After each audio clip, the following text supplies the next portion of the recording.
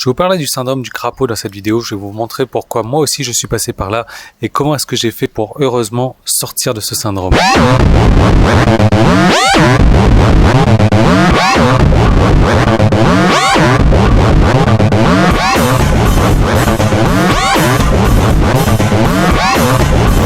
Alors c'est quoi ce syndrome du crapaud? C'est le syndrome que j'appelle aussi syndrome de l'objet brillant. C'est quelque chose aussi peut-être, je me rends compte maintenant que je vous enfonce encore plus moi avec mes formations au travers de ce syndrome du crapaud que vous l'avez.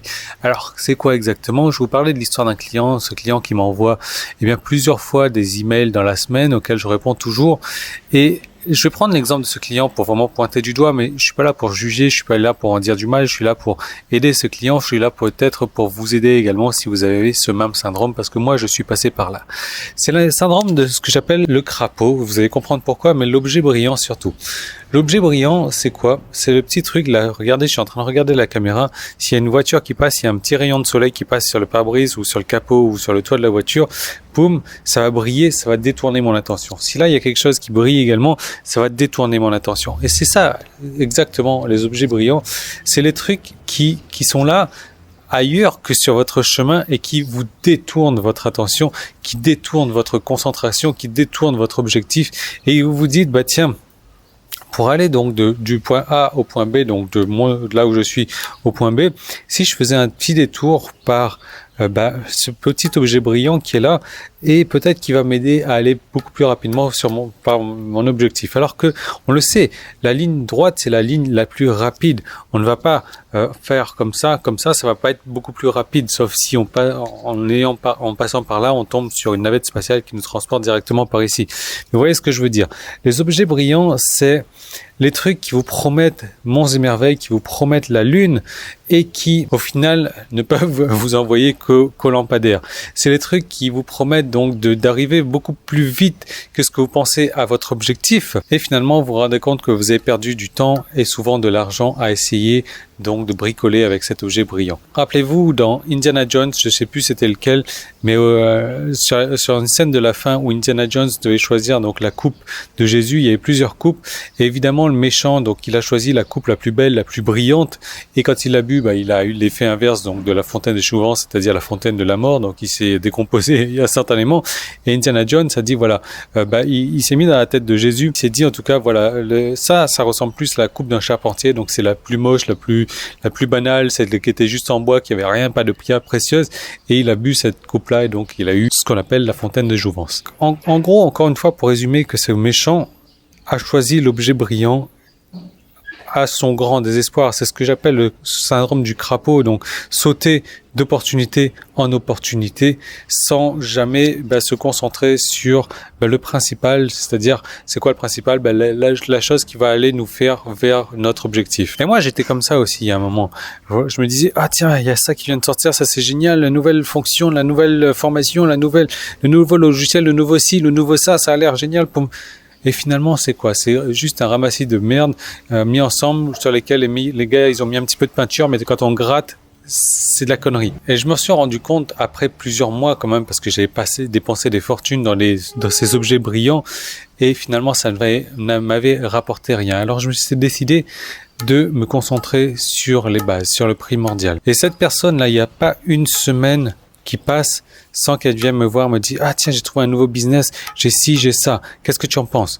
La semaine suivante, j'ai trouvé ce business là finalement. Cette personne est en train de courir après l'argent, et c'est la pire des choses à faire, plutôt que de courir après ce qui nous intéresse vraiment, après un sujet dans lequel on peut devenir bon, peut devenir excellent. Et là, si à ce moment-là, en travaillant dans un sujet, dans un domaine bien précis qu'on aime, là on n'a pas à se soucier de l'argent. L'argent il suit automatiquement. C'est mon cas aujourd'hui parce que je travaille dans un domaine où je peux aider les gens à atteindre leur objectif. Et donc en faisant ça, en les aidant à atteindre leur objectif, j'ai forcément des rentrées d'argent après. Donc c'est normal d'être attiré par l'argent. C'est normal de se dire tiens, dans le marketing internet il y a énormément de fric à se faire, je vais aller dans le marketing internet. C'est normal à se dire tiens, j'ai vu ça, il y a moyen de gagner 80 € par vente, je vais faire ça. Tiens, j'ai vu là il y a un MLM qui vient de s'ouvrir, je vais faire ça. Il faut arrêter à un moment donné, il faut se fixer. Et il faut se fixer et faire les bases. Les bases, c'est quoi? Cette personne est en train de me dire, mais ouais, j'ai trouvé cette opportunité-là, elle a l'air géniale. Jusqu'à la prochaine, bien entendu, qui aura encore l'air plus géniale. Mais comment est-ce que je vais faire pour promouvoir ça? Promouvoir ça, c'est tout con.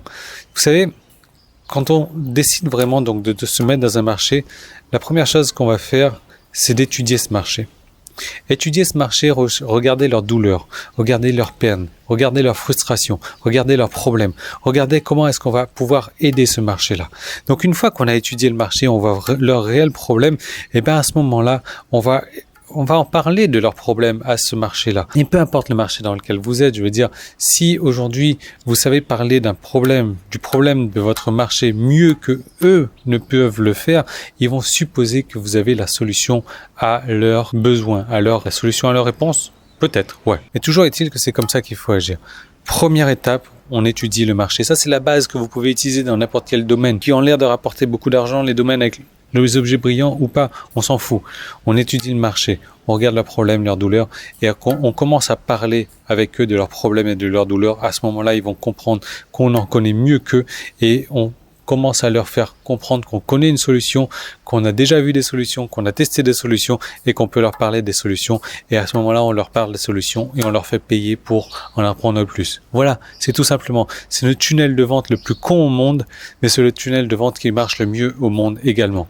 Donc arrêtez de sauter comme ça d'objet brillant en objet brillant. Alors peut-être que je le fais pour vous également, malheureusement, je vous fais perdre votre temps avec mes formations parce que je sors des formations régulières, je trouve des super objets qui sont pas forcément brillants que en surface comme ça. Ce sont des objets que j'ai testés et qui vous font passer d'objets comme ça en objets. Mais si c'est votre cas, si vous voulez gagner de l'argent sur Internet, étudiez les bases. Les bases, c'est l'étude de votre marché. Allez traîner sur des forums, allez traîner sur des pages Facebook, allez regarder quels sont les problèmes de votre marché, allez lire tout ça.